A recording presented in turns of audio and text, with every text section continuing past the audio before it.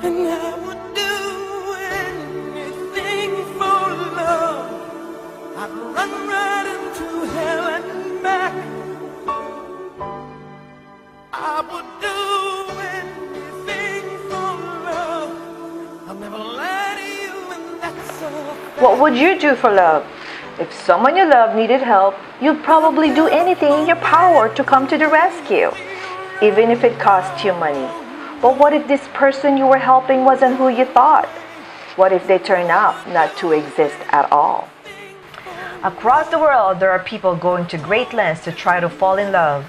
A chance in romance today is also a chance of getting taken advantage of. One way becoming more and more popular each day is a romance scam. To tell you they love you. But make no mistake, in the end, it is all about the money. It was in 2014 when a Filipina, who will we call Samantha to protect her identity, took a chance at love.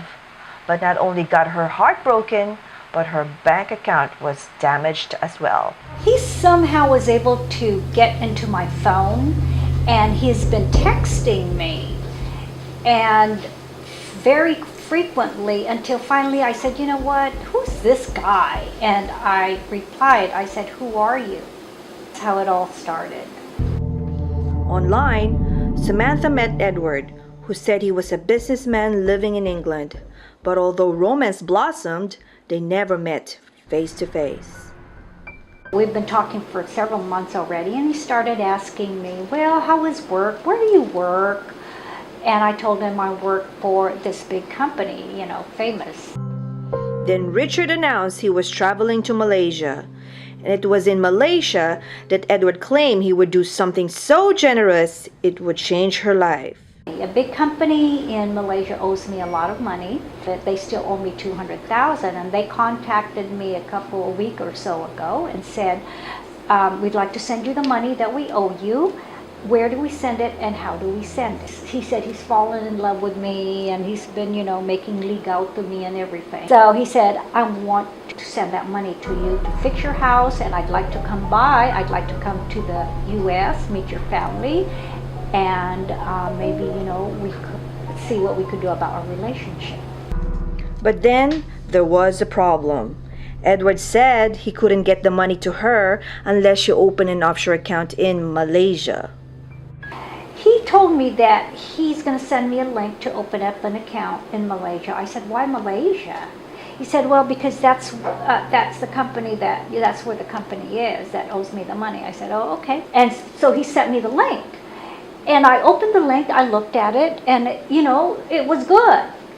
He said he was able to, with my name, the links, the passwords and all that, I was able to set all that up. So it looked like a very good account with the Citibank in UK.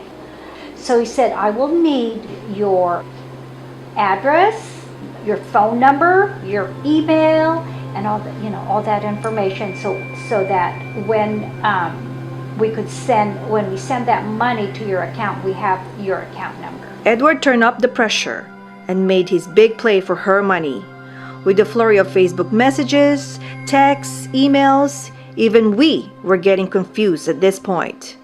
But we believe it is important to expose these scammers' tactics, so we are going to start breaking this down so we all can better follow along. Edward says he has a Citibank account in Malaysia. He requested Samantha to open an account in Malaysia as well, so he could more easily transfer the money he promised to her. Edward was even nice enough to provide a banker to help her. Samantha receives an online link to open the bank account.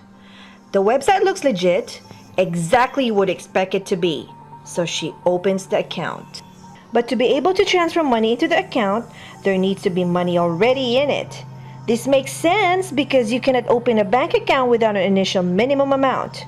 How much? The banker in Malaysia said she would need to send $2,000 via Western Union to fully activate the account. But Samantha still felt something wasn't quite right.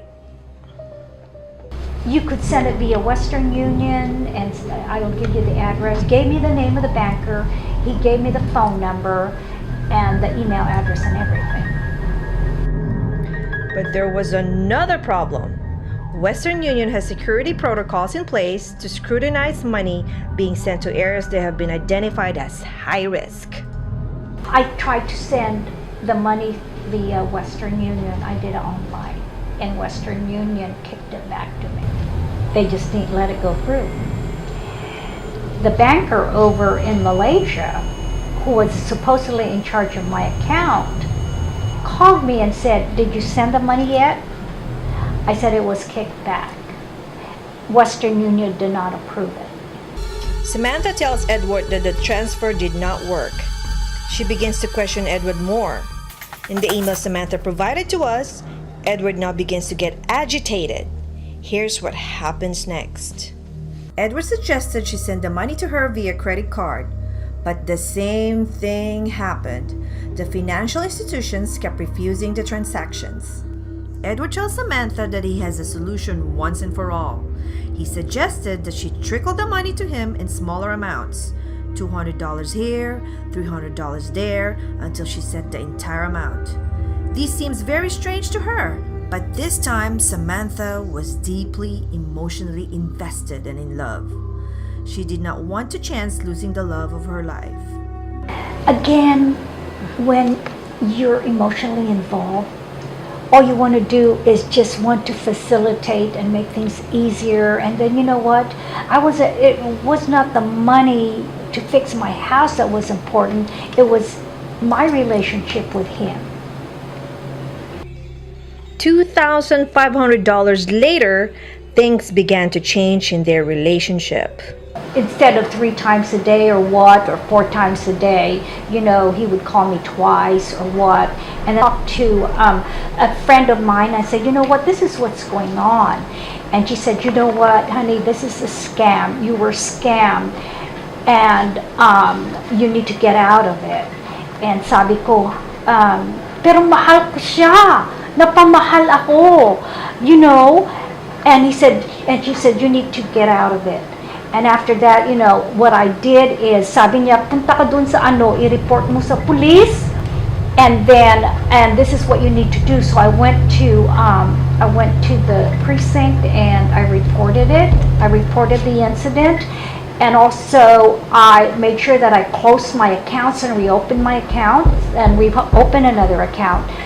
It turns out that Edward had lots of friends on his Facebook page, primarily Filipino women. And so what I did was, I messaged all of these girls and told them, "You have a scammer as a friend, you need to beware of him." I said, we just have to be wary, and we have to be careful that, we don't trust anybody on any social media site, because they're not only on Facebook, they're not only on, they're on Match.com, they're in all those dating sites. And it's not only women, it's also men.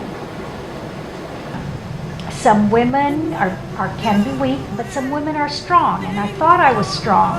I thought I didn't need a man, and that's why I wasn't in a relationship. I thought I could do it all myself, and then finally, he got to me, and I fell in love. And I thought I fell in love, but I fell in love with the con.